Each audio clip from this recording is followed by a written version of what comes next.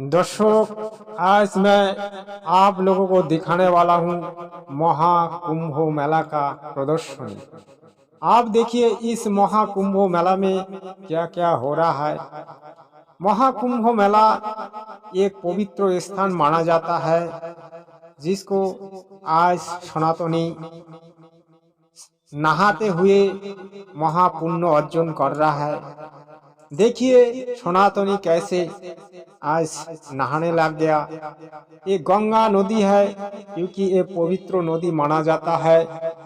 पवित्र नदी में स्नान करने से शरीर मन पवित्र होता है, ये विज्ञान भी कहते हैं और हमारी शास्त्रों भी कहते हैं। लेकिन इस पवित्र नदी पे कौन स्नान करेगा कौन नहीं करेगा, इसका तो निर्णय हम आप नहीं कर सकते। लेकिन जो पुण्यात्मा होता है वो पुण्य कमाने के लिए इस नदी पे स्नान करता है।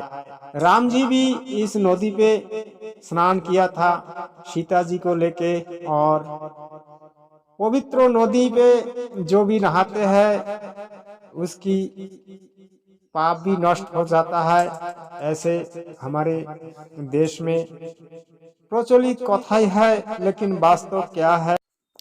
वास्तव तो ये है कि पवित्र नदी पे स्नान करने से किसी का पाप नष्ट नहीं होता है, क्योंकि हमारे शास्त्रों में कोई प्रमाण नहीं मिलता है।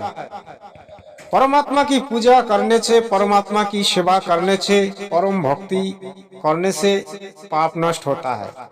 इसके अलावा गंगा बोलो जमुना बोलो, किसी भी नदी पर स्नान करने से कोई पाप नष्ट नहीं होता, क्योंकि पाप अगर ऐसे नष्ट हो जाता है तो आदमी पुण्य कर्म करना छोड़ देगा, सिर्फ नदी पे जाके नहाएगा। भाई ऐसा नहीं है। आज हमारे देश में शास्त्र विरुद्ध साधना ज्यादा होता है, शास्त्र अनुकूल भक्ति बहुत कम होता है। जबकि सनातन धर्म महान धर्म, आदि सनातन धर्म आज 4 वेद 18 पुराण से स्नान करे जान। गुरु बीन माला फेरे, गुरु बीन तीर्थ भ्रमे, गुरु बीन देते दान, तीनों निष्फल है पूछो वेद पुराण।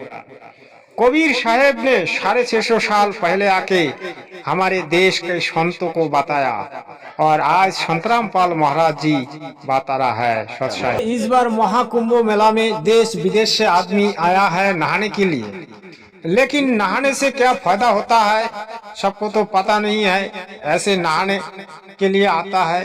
भाई पवित्र दिन में नहाना चाहिए और पवित्र गंगा में नहाना चाहिए, लेकिन पवित्र गंगा में कितने आदमी नहा रहे हैं?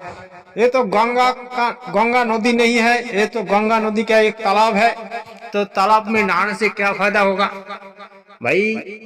जबकि पवित्र नदी गंगा को माना जाता है, लेकिन गंगा में नहाने से आदमी का पाप नष्ट होता है क्या? ये किसी ग्रंथों में किसी शास्त्र में लिखा है क्या? ऐसा प्रचलित कथा है। लेकिन गंगा नहाने से किसी का पाप को भी नष्ट नहीं होता है। ये बिना मतलब की नहाते हैं। भाई गंगा खुद पवित्र हो जाता है। जैसे कि हमारे देश का एक कीर्तनिया है जिसका नाम है दीन कृष्ण ठाकुर, उन्होंने बताया भाई गंगा खुद पवित्र होता है, लेकिन गंगा नदी पे नहाने से किसी का पाप नष्ट नहीं होता है और किसी का बीमारी भी खत्म नहीं होता है। ये बिना मतलब की ऐसे भीड़ भाड़ लगा रखी है, और ऐसे भीड़ भाड़ में क्या हो रहा है? नुकसान हो रहा है। 30 आदमी मर गया ऐसे भीड़ भाड़ में। तो हमारे देश में ऐसा पाखंड चलता है। पाखंड कौन फैलाते हैं? हमारे देश का जो भंडो है, जैसे नागा है। इसलिए आज सनातन धर्म को छोड़ के लोग दूसरी धर्म को अपनाते हैं। इस पाखंडी के लिए आज सनातन धर्म डूब गया। आज पाखंडी क्या कह रहा है देखिए, क्योंकि शास्त्र विरुद्ध साधना में किसी को फल नहीं मिलेगा, ये बेकार की साधना है। सच्चा है। देखिए कुंभ मेला का क्या प्रदर्शनी है, देखिए कैसे घूम रहा है। लेकिन कुंभ मेला का जो मजा है, असली मजा जो है, यही लोग ले रहा है। नहाने से क्या फायदा होगा नहीं होगा इससे कोई मतलब नहीं है, लेकिन कुंभ मेला का जो आनंद ये लोग आनंद ले रहा है। आज आप देखिए कुंभ मेला में जितने भी आदमी घूम रहा है, सब क्या पुण्य कमाने के लिए आया है कि पुण्य अर्जन के लिए आया है? कोई कोई तो ऐसे आया है देखने के लिए, और कोई कोई तो दिखावे के लिए आया है, और कोई कोई इसलिए आया है कि चलो साथ में घूमते हैं। तो यही है कुंभ मेला। क्योंकि पुण्य कमाने का जो मन है वो मन किसी का नहीं है, ये है घूमने का। क्योंकि मैं तो ऐसा ही कहूंगा, क्योंकि जो शास्त्र विरुद्ध साधना है उसे हमें मानना नहीं है, इसीलिए हम ऐसा ही कहेंगे। क्योंकि हमने 4 वेद 18 पुराण 6 शास्त्रों की अध्ययन की, तो हमें तो ऐसा कुछ भी नहीं मिला। नहाने का, बिना नहा के कोई पूजा पाठ करता है तो उसको पूजा पाठ होता नहीं है, ऐसा शास्त्रों में लिखा नहीं है। और नहाने से पुण्य मिलेगा और पाप नष्ट होगा या पाप हमारा खत्म होगा, ऐसा किसी शास्त्र में लिखा नहीं है। क्योंकि भगीरथ ने गंगा को लाया था उसकी पितृकुल को उद्धार के लिए। तो गंगा जब आया तो गंगा का जो आशीर्वाद से उसका पितृकुल उद्धार हुआ। तो गंगा जब आया तो गंगा को तो स्थान देना पड़ेगा, तब गंगा को उसने स्थान दी। और गंगा एक नदी, तो नदी को तो स्थान देना पड़ेगा, भाई वो किधर जाएगा किधर नहीं जाएगा उसको स्थान देना पड़ेगा। तो भगीरथ ने उनको स्थान दिया।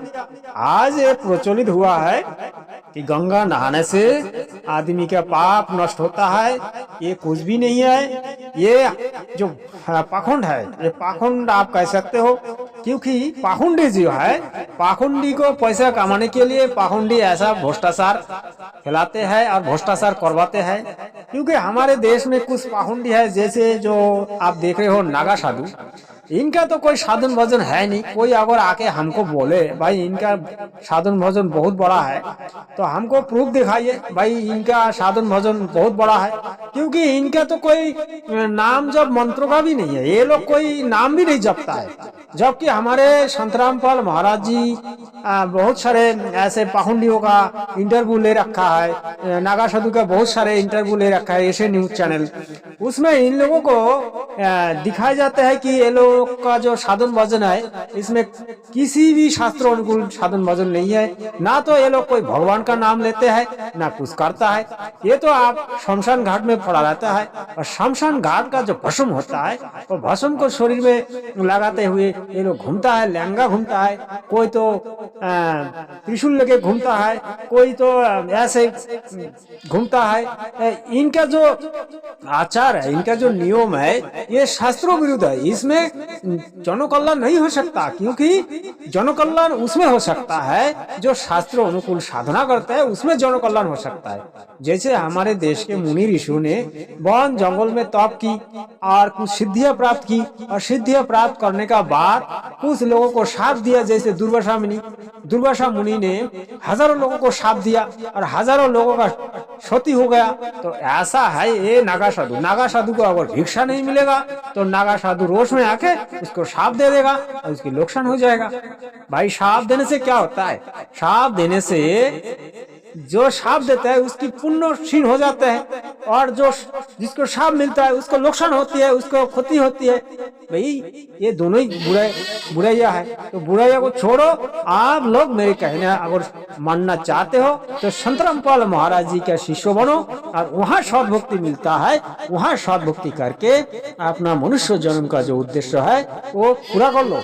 ये जो कुंभ स्नान ये कुछ भी नहीं है, ये एक दिखावा है, ये एक पखंड है, इसके अलावा कुछ भी नहीं है।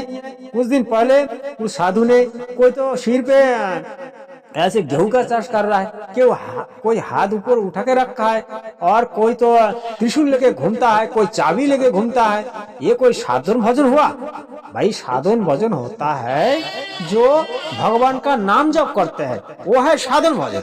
जैसे हमारे गीता में लिखा है कि ओम मंत्र जपो और ब्रह्मों की साधना करो। उसमें क्या है? ब्रह्म लोक को प्राप्ति होती है।